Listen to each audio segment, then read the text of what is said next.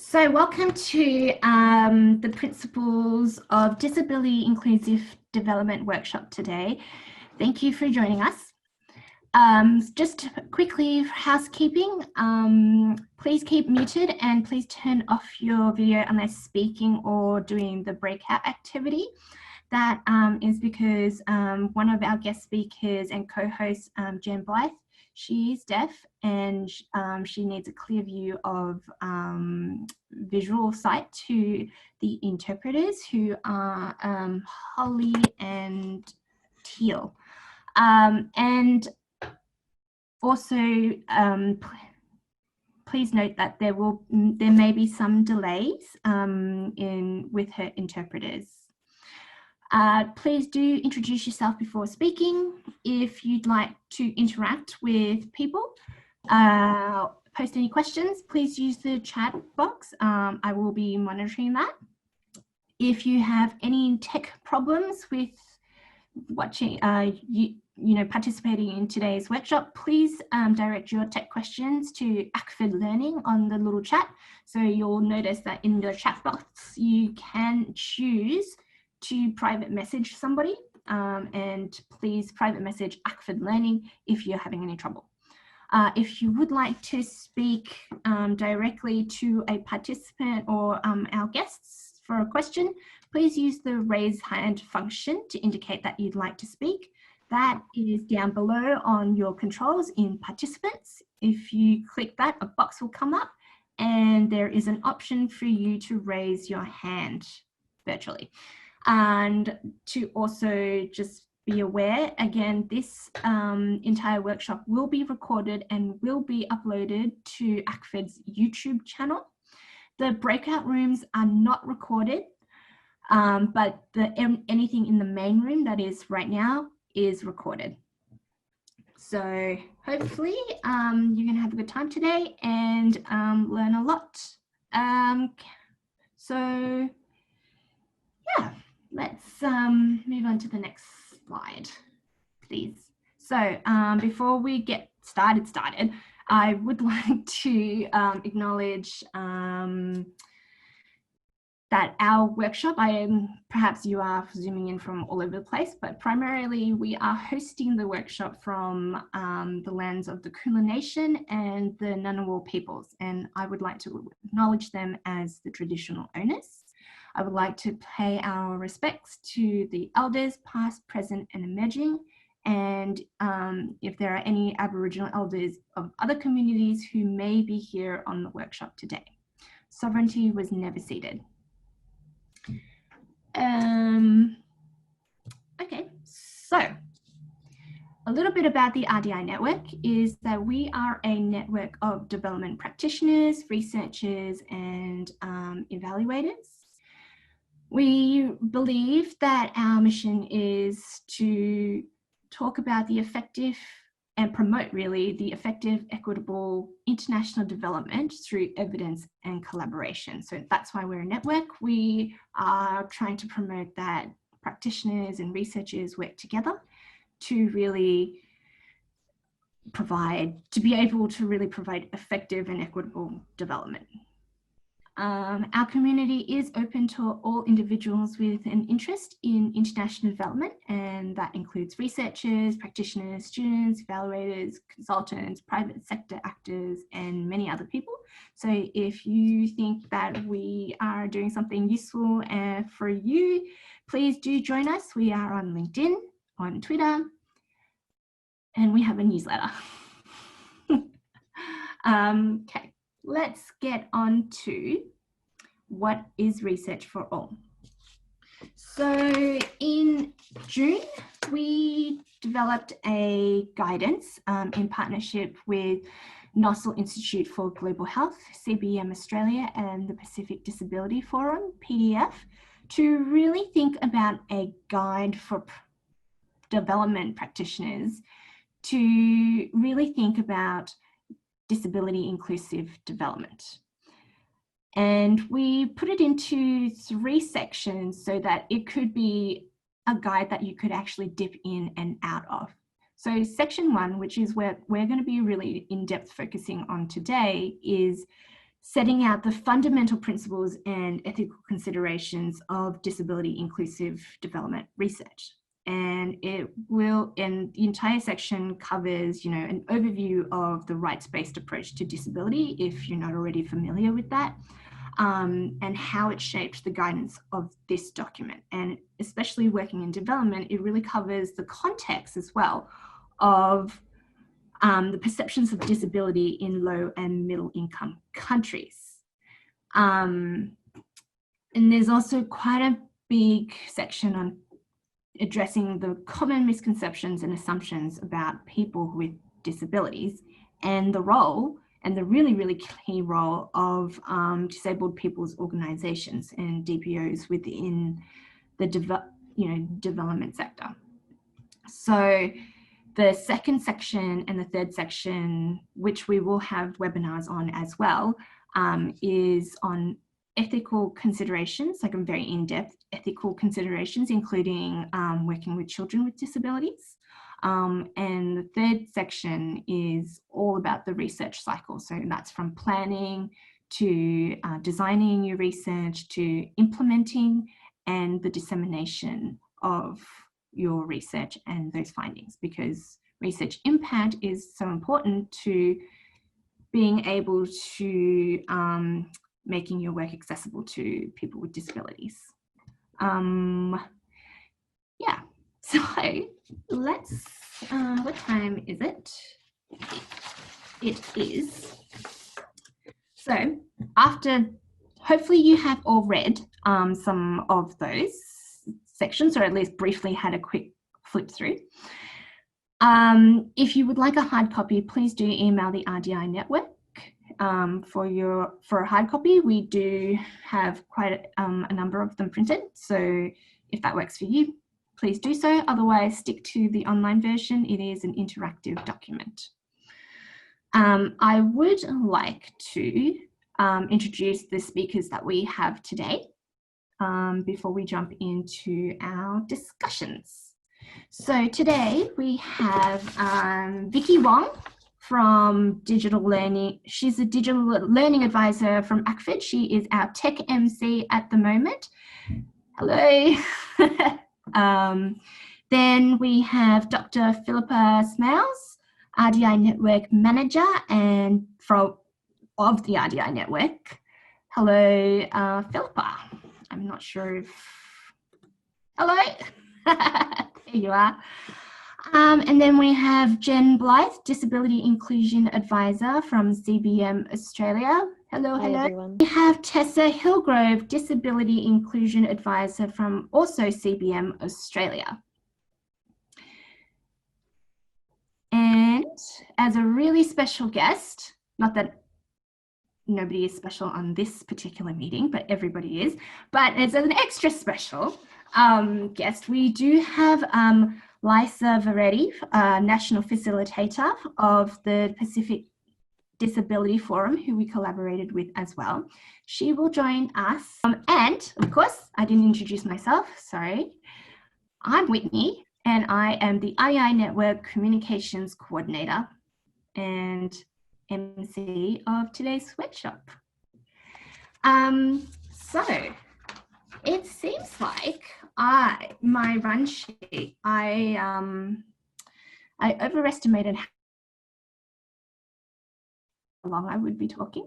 So I will jump into the conversation and discussion now by really asking either Tessa or Jen if they would like to just have a think, not really have a think, but really, would you like to take us through, the fact that there are so many different types of disabilities, and some people are born with conditions in the genetic that lead to disability, and some acquire them. So I guess, even though around, the statistics is that 15% of the population have a disability, what are some still very persuasive and harmful misconceptions and assumptions of people with disabilities?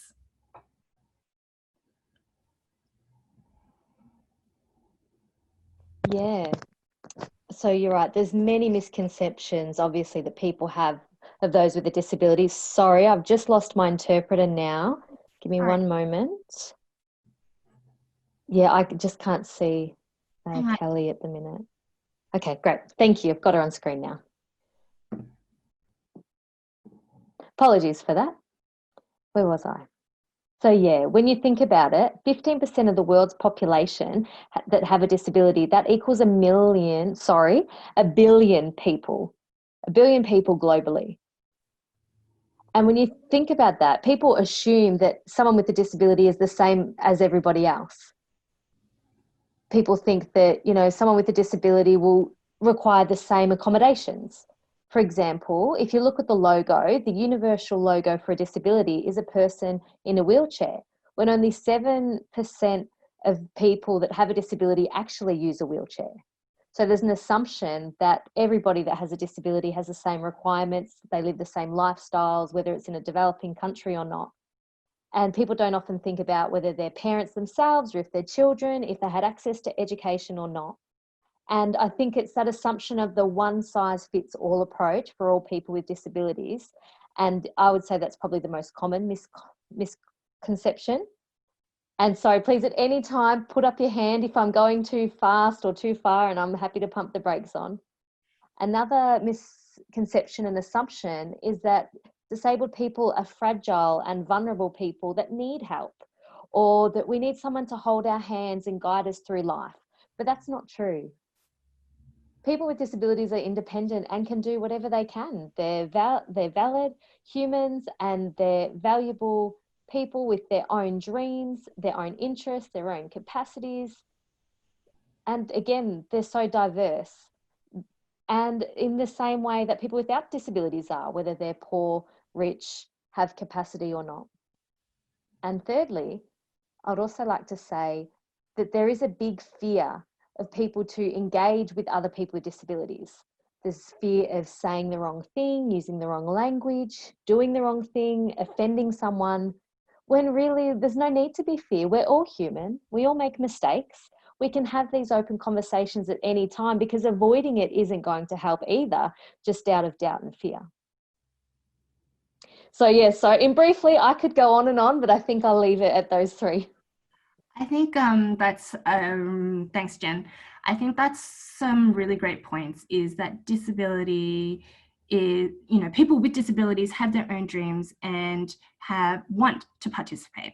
So I guess that's a really good segue, really, thank you, to lead into how we do actually define disability, because it's not just about the person, right? Yes, that's right. Great segue. Beautiful question as well. You know, I've done my bit, great bit. So, yes, we've got what's called the Convention of the Rights, apologies, that was an interpreter mistake, the Conventions of the Rights of the People with Disabilities.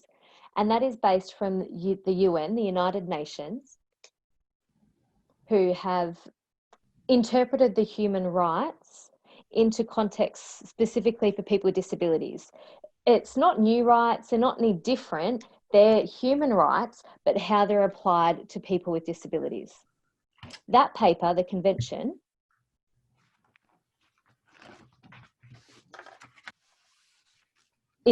that paper itself defines disability as, this is the quote, the integration of impairment plus barriers. So it's not so much about the impairment itself, it's more about the barriers that exist. For example, today, you all in the audience have an impairment at the moment. I don't have the impairment. I can sign in Auslan, but unfortunately, you can't understand me. You don't sign.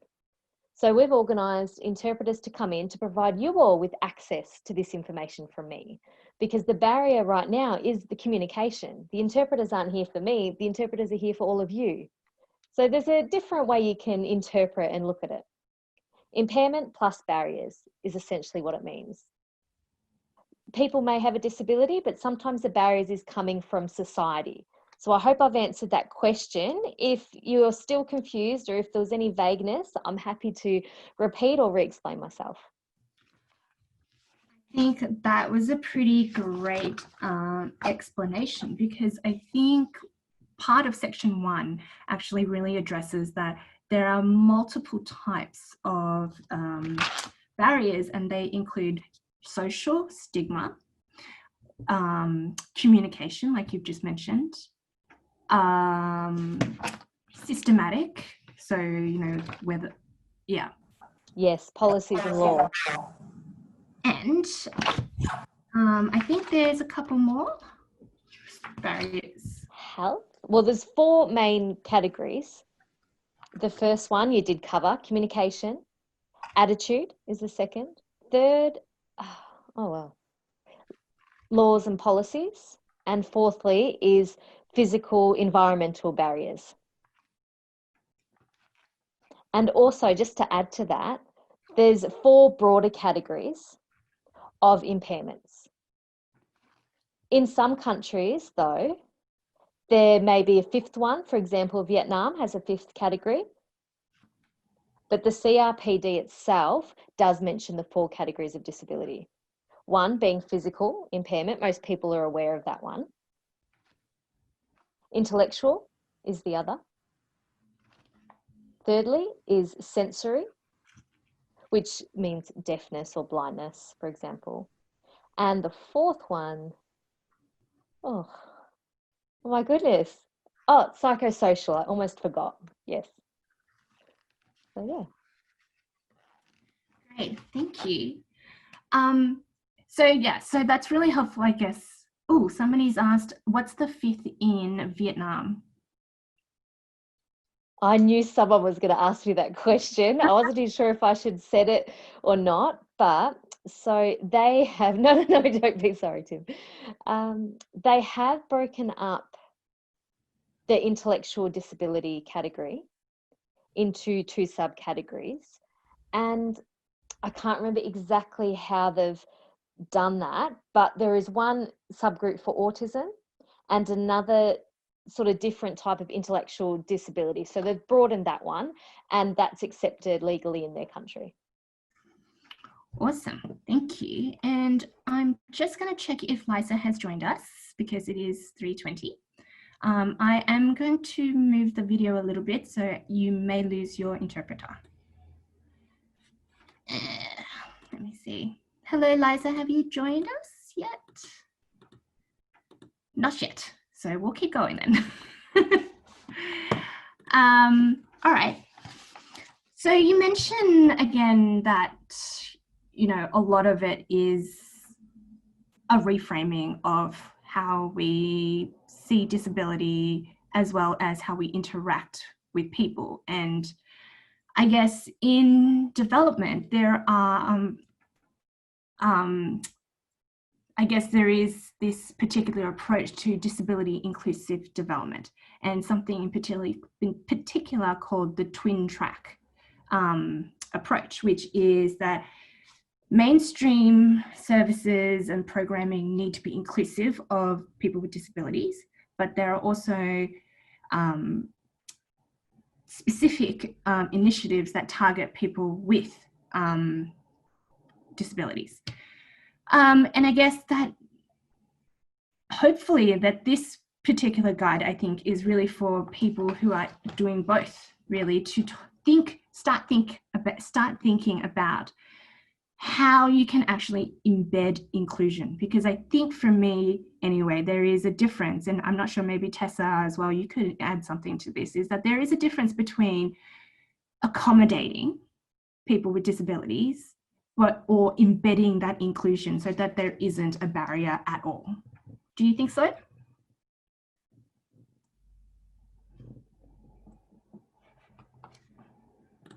You're on mute. Hopefully that's better. Yeah. Sure. So there is a difference between accessible design, using universal design principles that make communications accessible to everybody, or physical environments like buildings accessible to everybody. So that's things like having ramps, it's things like having sufficient space in toilets. So essentially you don't need to make special accommodations for people with disabilities to use those buildings or to access that communication. It's accessible to everybody. Reasonable accommodation is where you take specific measures to accommodate someone's particular requirements. So that might include, there could be a building that needs to be accessed by a person using a wheelchair, and it's not feasible to retrofit a ramp to the whole building. So you might build a temporary ramp arrangement. So a person who uses a wheelchair who needs to access that building can do so. Obviously, that's not an ideal scenario. The better scenario and the most cost effective is to consider inclusion when you're designing physical environments or communications. Yeah, so starting right at the start.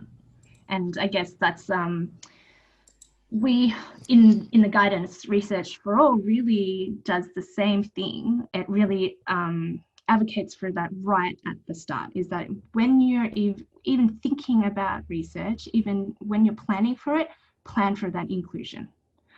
And, you know, going back to just minor things, not minor things, but even going back to, you know, starting from the start, it includes, you know, your communications in recruiting people with disabilities. You know, there's general, you know, tips for communication and engagement of people with disabilities, which you can find in the document in Appendix 4. There are a whole bunch of tips for communicating with people who have a variety of impairments. And I've just noticed that Lisa has joined us. Welcome, Lisa.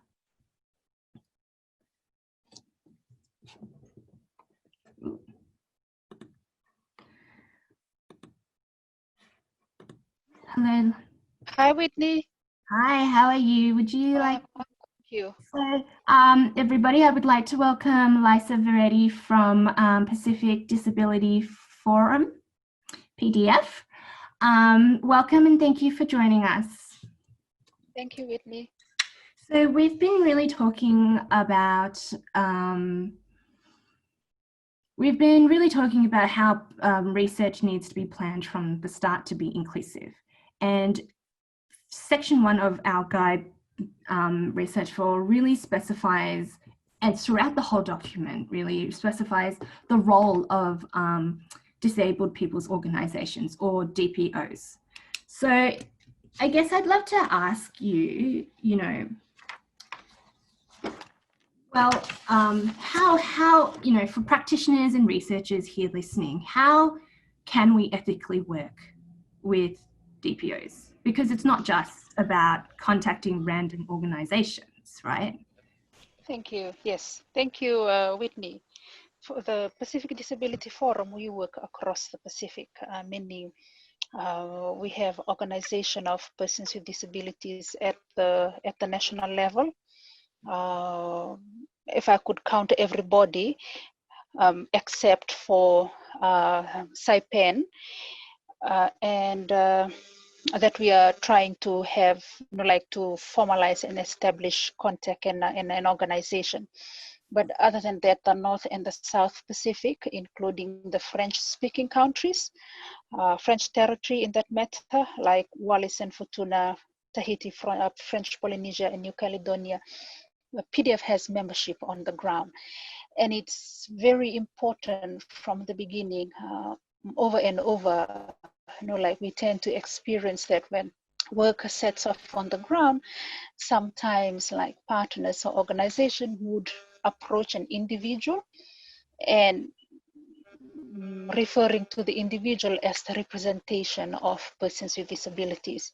And so we usually advise partners that there's an organization of persons with disabilities on the ground that they need to make, you know, like make contact with. If it's not with PDF, CBM Australia, that we also have a partnership with, knows all of our organization of persons with disabilities on the ground that they could reach out to in terms of like working with the organization of persons with disabilities. And also it's very important when we are collecting information or designing programs and projects that is targeting persons with disabilities, it will be useful from the thinking, the designing, to planning and rolling out, is to involve the organization. Involving the organization, and then the organization would direct partners, okay, you will be working specifically with this particular individual or this person. If you are targeting a particular group, then you will be directed to the particular group. Whitney, just unmuting myself. Thank you. Okay, I'm just checking with you to that my connection, that I don't drop out. So I'll every now and then I'll call you to check if you're hearing me. Yeah, no worries. Thank you so much for that. And I guess that's really important, is about that relationship building and finding the right organization. It's not just approaching any person with a disability. Please, yeah, not just approaching any person with a disability. That's right.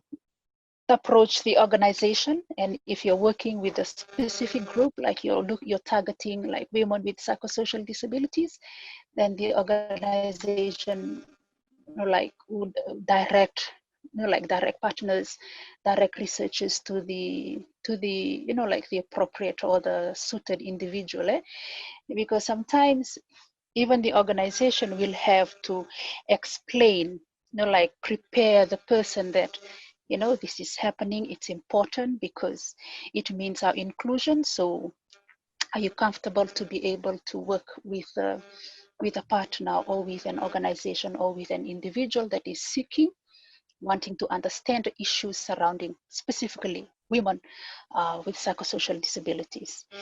The other thing that, if I may highlight, Whitney, here, sometimes we have experience when partners engage with us, we go straight into the topic. Let's say you're wanting to find information about WASH. How does WASH for women with disabilities or children or persons with disabilities?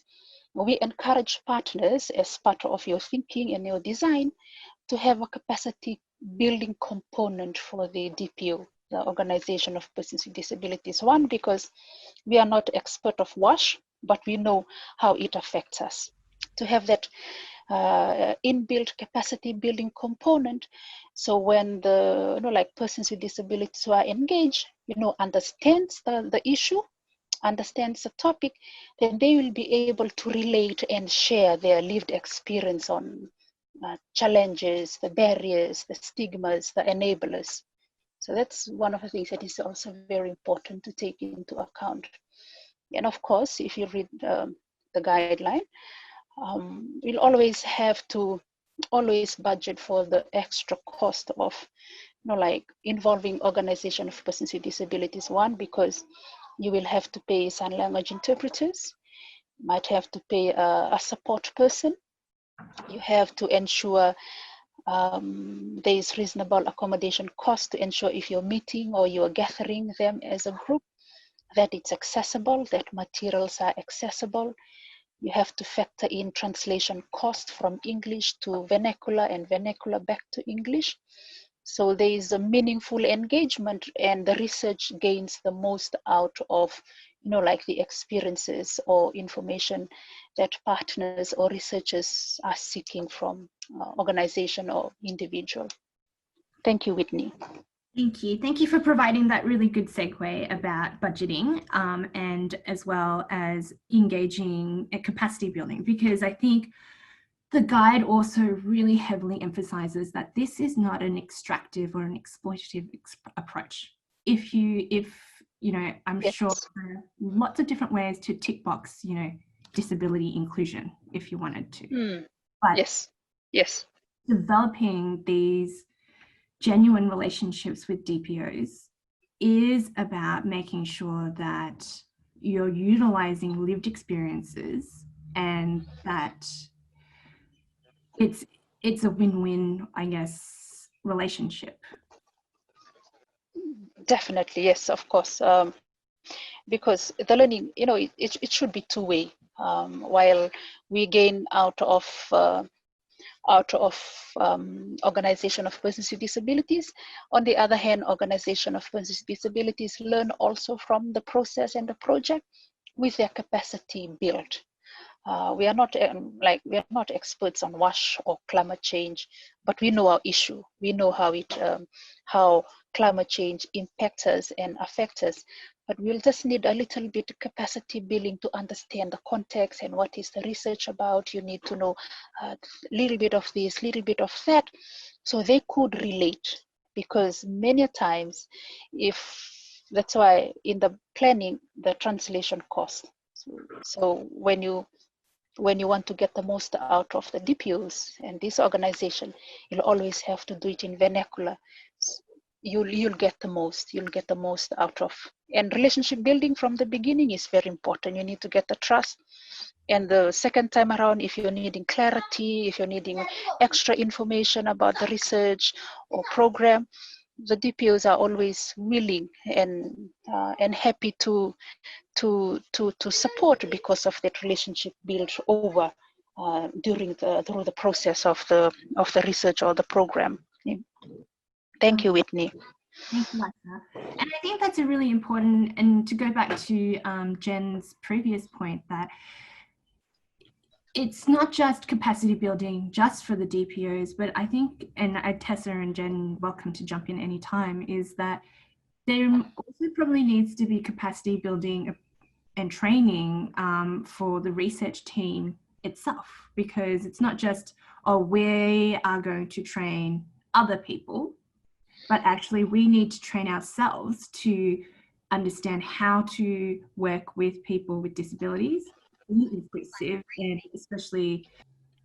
Yeah, Jen speaking, you're right. We do need to make sure that both of us, exactly what Lisa had just said before, it is a reciprocal relationship. It should be going both ways, the training, the understanding, and capacity building.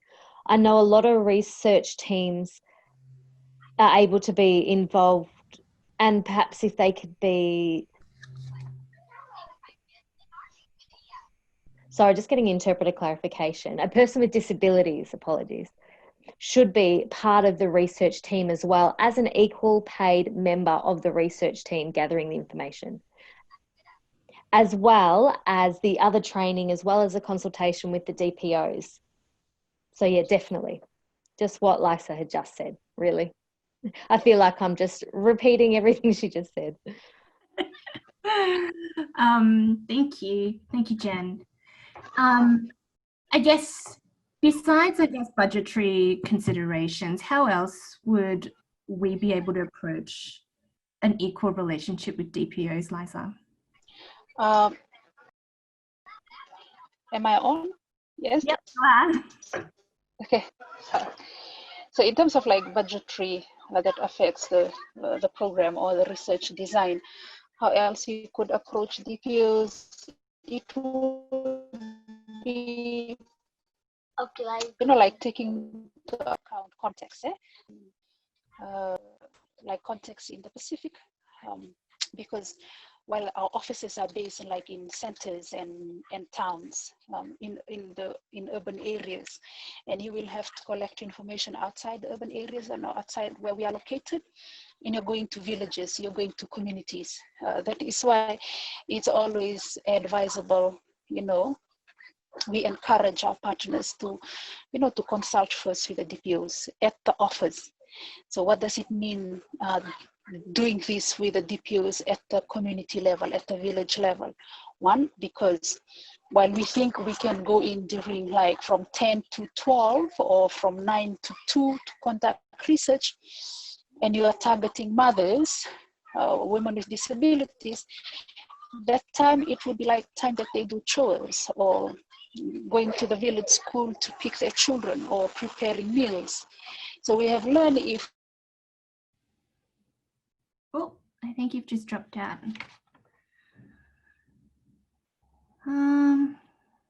Yeah, I think Lisa, you might have dropped out. Are you back? Nope. Okay, Oh, now it's my internet. I will find another spot to sit. Let me know if it's okay. Do you hear me better now? Yeah. Yes. Okay, I'll just, all right. Okay, so I was saying, like, to engage with the DPOs, it's better to stop at the, checking into the office, because you'll be able to discuss when is the appropriate time to gather the DPOs as a group, or you want to visit one-to-one, or you want to bring people to the office. Sometimes they'll say, okay, we do it in the evening because our children will be back from school. During the days we do chores, or we go fishing, or we do this and that. In that way, while we design programs and implementation of research, we know exactly, okay, for Kiribati, we will like do gathering from 4 because the children are back home and mothers don't have to worry about going to school to pick their children. The chores are completed. This is the time to gather. So those kind of things, the DPOs will be able to support the partner or the research team when it's best to engage persons with disabilities, or to bring them as a group, or to approach individuals when it's a good time to approach them. Yeah. No, absolutely. And Tessa has just popped up. DPOs will also be available to provide contextual information and may be able to assist with accessibility audits. Definitely. That's correct, Whitney. Part of the work that we have done is like training DPOs on access audit. So DPO, if you're doing like accessibility audit specifically to retrofit your building, sometimes you only think, okay, universal design, we'll make sure there's a ramp, we'll make sure there's a railing, but then we do not realize that accessibility is for all groups of persons with disabilities, not only for those who need the ramp. It's for those who are low visioning and good color contrast in the let's say the meeting room. There's landing for those who are blind if they're using their cane. So these kind of things we should be able to get out of the DPUs. I saw a comment on access audit and universal design. Yeah. Thank you, Whitney. Tell me when I should stop. Let me know when to stop. All right, thank you so much, Liza, for your time. Everybody, that was Liza Veretti from National Facilitator at the Pacific Disability Forum. Thank you so much for your time. Thank you, Whitney. Thank you, bye. Bye. So I think to me that was really, really interesting, because you're right. A lot of it is contextually based, and as a researcher, as a practitioner, we just have to go in asking lots and lots of questions and not assuming that we are the experts. We've got a couple more minutes, I guess, for this discussion. Tessa or Jen, would you like to add anything?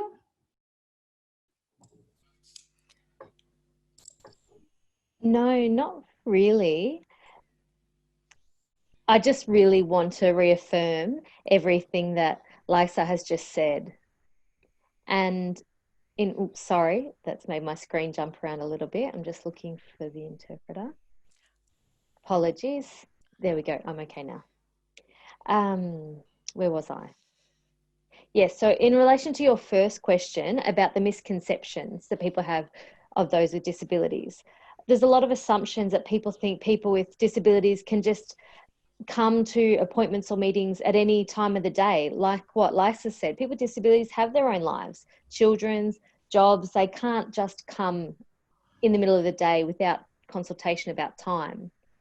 And about budgeting, it's really important that budgeting is put in as you design the project. Accessibility needs to be done from the beginning. You can't make sure that you need to make sure that your project is accessible and that there is budgeting included. I just wanted to check. Tessa, did you want to say something before I go any further? Oh, my point was slightly different, so I'll jump in after you. Thanks. Go ahead.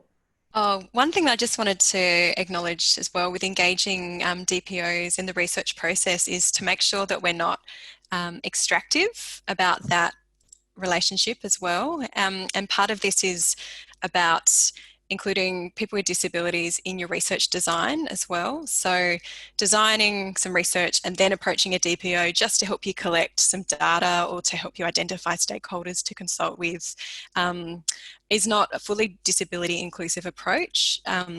What's better is to start right at the beginning and partner with DPOs to actually make sure you have the right research questions and are using the right methods, inclusive methods, right from the beginning as well. And so thinking about inclusion all across the research cycle. So I know there'll be a later workshop that touches on that a little bit more, but I think just as we're talking about engaging with DPOs, thinking about doing that right from the beginning as well, not just about how you access your stakeholders to get information from, but really partnering throughout. I think that's a really great point, Tessa. Thank you for bringing that up, because it is, you're right. It's about also, does the question, even support positively people with disabilities? I think sometimes it's not just, well, we've done this, we want to research this, now we are going to go to the DPO and have someone, to collect all of that information.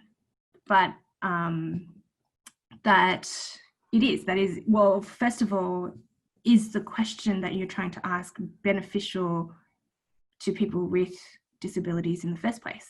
Is that a question that they are looking for to be asked or wanting to, find that information out? I think that it's not just, so it's really, again, it's just seeing people with disabilities as people.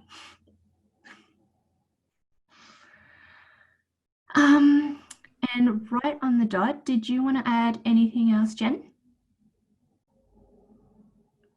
No? Awesome. Well, right on the dot, yay for my emceeing, is we are going to now move into our breakout room activities. And I am going to explain our breakout room activities.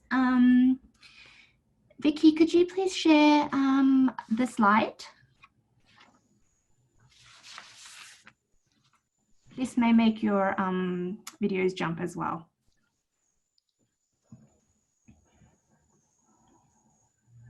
Okay, so we're going to jump into our breakout activity. So obviously the purpose of this is to engage in curly conversations with each other to promote a deeper understanding of disability inclusive development and to, most importantly, facilitate change. I would love it, and I think we would all love it actually, if you could go away after this workshop with at least one thing that you are committed to changing, whether that's in your own practice or it's, if you lead a team, something that you do differently. So the structure is that everybody will be randomly split into small groups via the Zoom breakout room function. This will be done automatically, so don't worry about clicking anything. If there is a join button that pops up, please do click join. Breakout rooms are not recorded. Each room will be facilitated by a host, so that will be either Jen, Tessa, Philippa, or myself, and we will have about 20 minutes, around 20 minutes for the activity. And ideally, when we all come back, it would be great if one person could share some of the learning or some of the discussions that we talked about or you talked about in your breakout rooms, but again, not mandatory. So the next slide, thank you, Vicky. These are the activities. So the first activity is to really talk about and identify activities that you have been involved in related to disability inclusive development or research, or any kind of work that you have done that have been inclusive of people with disabilities. What supported this? What were some of the lessons that you learned? And then identify, some of the activities that were not inclusive and actually, how could you address this if it happened again? And the second activity is to really think about removing barriers to participation. As Jen said, people with disabilities want to participate and want to have, and have their own lives. So what can we be doing to remove those barriers? So, that's thinking about attitudinal or societal barriers, whether that's communication barriers, physical or environmental barriers, and then policy and systemic barriers. And how do we address these barriers, and how do we, especially I think because I think a lot of the people here who are in this webinar is that we're either part of a team or we're a team leader, but maybe we don't always control the budget. So how do we specifically, I guess we could even role play it, is really how do we advocate for budget? Because I think that is one of the hardest things to do, is to go, well, I can advocate for lots of things, but, if I have to talk to a higher up about, getting some more money out of things, it's like, how do we do that? So I'm not sure about you, but my group, we were definitely still talking. I think everybody's back now. So I guess I'd love to ask if there are anybody who would like to share some of the learnings or some of the discussions that they had in their group.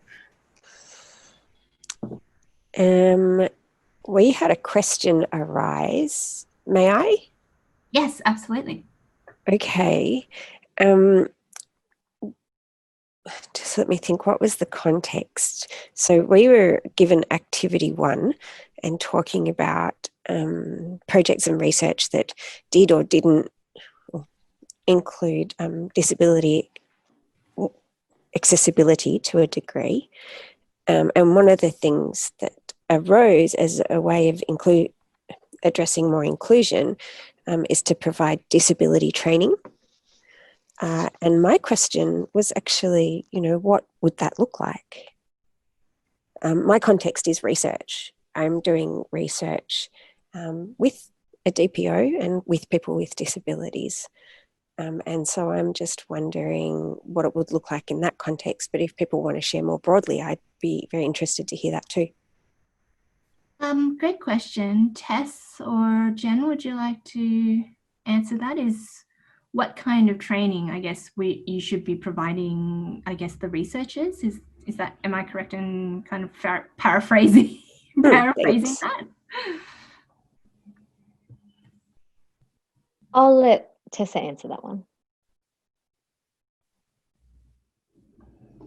Ooh, is Tessa? I guess you can hear me? Yep. Yeah, there's a few different topics I guess we could, or that training could be offered in. So disability inclusive development as a 101 topic is a good place to start. So looking at what is a rights-based approach, what are barriers to inclusion, kind of running through the basics of disability inclusion, but it's often also helpful to have a more focused session on, for example, if we're working with a partner on the Washington Group questions and use in the field, you really want to spell out the intent of using Washington Group questions, kind of do's and don'ts of how to ask them, some role playing and practice, communication tips for communicating with people with disabilities, because it's not something that everyone has a lot of experience with or feels very confident in. Jen, do you want to jump in with any other training topics? No, I think you've covered them all. Yeah, you have. I'll leave it there. Good question. Philippa has asked Tessa, do you want to say who might run the training? Because certainly there are lots of people who would say that they're trying to run disability inclusive training, but ... Sure. There's lots of organisations that do. So one in Australia is CBM Australia, but we would always run training in collaboration with the disabled persons organisation, and DPOs would offer training as well. Many DPOs will offer training in particular country contexts as well. So if in doubt, you could also reach out to CBM, and we can link you in with a network of an organisation that might be able to help you if we're not in a position to. But we're certainly not the only organisation that does. Cool. Thank you, Tessa. And thank you, France, for your question. Anybody else would like to share what they had in their breakout rooms? I'd love to share your question, Sahabia, if you don't mind. So one of the questions that we had come up was that in resource-hungry countries is that it's, you know, to get someone to consult in at the planning stage would require a certain level of capacity and understanding of research methodology, or I guess understanding of that kind of structure and framework. And so, but in some places and in some resource-hungry countries is that there isn't that level of, I guess, cohort. So what do you do about that? Is that an okay paraphrase? Absolutely. And I'm speaking also, you know, often research involves matters of law and policy. And you may have sometimes only a handful of people with disabilities who are able to work on those issues. And also what I found is those people, you know, they got full-time jobs. They're not sort of fully into the whole DPO thing either. And getting them on board is often also not easy. So yeah, that it would be great if other people in this group have feedback on this. Yeah, I think that's something pretty big to chew on. I missed the beginning of the question, sorry. Was that around finding the right partners in country with research capacity? Is that right? Yes. So finding the right partners in the DPO world who are, or even just people with disabilities who have that level of expertise and knowledge, you know, who can guide research, conceptualize research, help in, you know, strategizing about how the research should actually be framed. So again, consulting with them at the very earlier stages means having to have people with that kind of knowledge and experience in the disability community in that country. I guess reflecting on some of the programs that our team has been involved in, thinking about a broader team approach as well. So what are the broader skill sets, knowledge, contextual expertise that the team can bring? So you might not need to find all of the skills in particular organisations or individuals as well. So sometimes we've had really broad teams that span 4 or 5 different organisations, and everyone makes a unique contribution. Does that make sense? Yes. Yeah. And when we talk about consultation with people with disabilities through DPOs, I guess disabled people's organisations represents kind of a convenient way to consult with people with disabilities as well, but they're just one way. It's sort of DPOs aren't the be-all and end-all. You can also consult with kind of broader people with disabilities and networks that aren't necessarily represented in those organisations. Yes, in fact, I found that sometimes the really qualified people, they're not even necessarily in the DPOs. You know, they have independent lives in their own right. And yeah, so I think it is a question of the number of, there aren't very many actually. You know, you could have a country as big as Indonesia and you have sort of 3 or 4 people who would be people with disabilities who really understand disability rights law, for example, you know, so. Thank you, Tessa, and thank you, Sahabia. I think I'm just looking at the time, and we've got about 2 minutes for questions. And if you have any other questions, can you please pop them up in chat, and Jen will facilitate Q&A. Thank you. Great. So is there any question? Sorry. Please turn on your video or speak up if you have a question, or type them into the chat box. And anybody could answer these questions. It may be me, it may be Tessa, or somebody else. And also, if you're unsure, you can ask questions later and we may be able to respond via email. Yep, totally.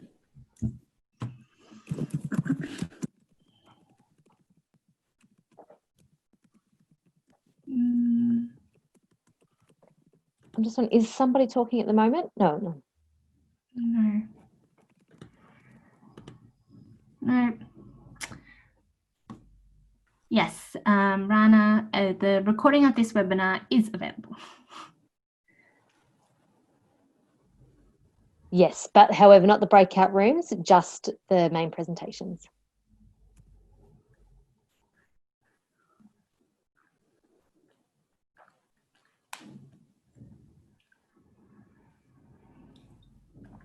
Oh, we do have a question here. Great. What would you say is the best way to kickstart the conversations in an organisation to becoming more disability inclusive? Well, great questions. They're coming in now, thick and fast. So I think really the first step would be you. Those that are here today, you can start the conversations with your colleagues, with your managers, and raise it. You know, it's the squeaky wheel that gets the oil. And if it's something that's spoken about enough, people will start thinking about it and consider it more. And if you show it in your actions, being more proactive, being more inclusive throughout your work, then that'll encourage other people to start thinking about it, but to think twice and realise that it is worthwhile and adds value to be inclusive. Invite people to be disability inclusive in your work. There's some more, but I'll say that's the good starting point. And there's another question I wanted to answer. Do DPOs include people with intellectual disabilities as well? We can't really speak for all of the DPOs as we're not sure of their entire member base. But yes, we can say that people with intellectual disabilities are often left behind. They're further disadvantaged. Often people with intellectual disabilities are not the first thought. There are movements happening globally to make a change, to make sure that this happens, that people with intellectual disabilities are more included and they're establishing their own groups, but yeah. Tessa, was there anything you wanted to add, or anybody else? Or if you have more information in that area, please speak up. No, Jen, I think you've covered it. Thank you. Thanks. There's 2 more questions here. I'm not sure if we have the time. Whitney, would you like us to respond to these in writing later or quickly answer them now? I think you can quickly answer them now. Okay, great. Deafblind groups. Sorry, I should have read the question first. Apologies.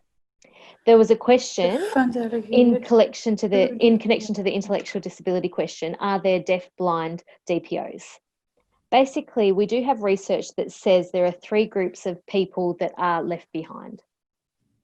And that is those with an intellectual disability, those that are deaf people and deaf-blind people in one group, and the third is those with psychosocial disabilities. Those 3 groups are often not included at a DPO level. They're not thought about. And personally, I think that that is because of these 3 groups communicate differently.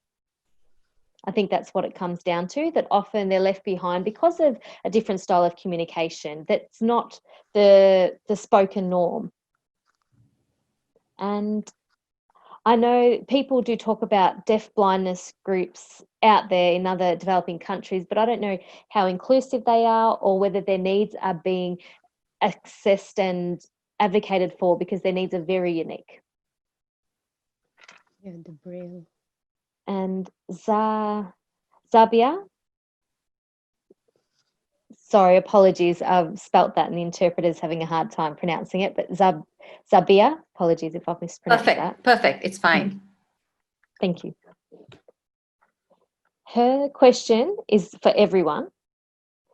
Interesting in knowing the participants' opinions about the Swedish model of funding in DPOs, which are allocated in Sweden, who then play an active role in developing partnerships with local DPOs and receiving donor funds.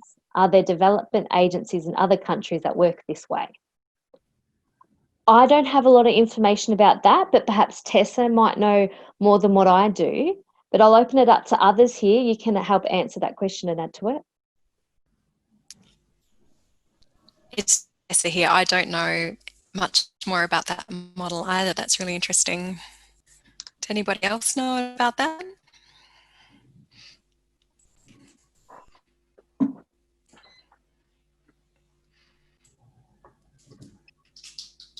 Yeah, that certainly doesn't seem to be the practice in Australia, with funding being administered through Australian DPOs to Asia Pacific regional partners. That's certainly not the case. Looks like we have a lot of Googling to do. Yeah, true. I think there's one more question, Jen. Or do you want me to? I could wrap up. Actually, I think I might wrap up. Oh, just on that last question. Oh, sorry. No. Yeah, you go. You go. Sorry. Oh, no. If you need to wrap up, I can just see now more questions are popping up, so I don't want to. That's right. So to everybody, I am going to download the questions, and for anything that we haven't addressed, we can address them via email or via via email.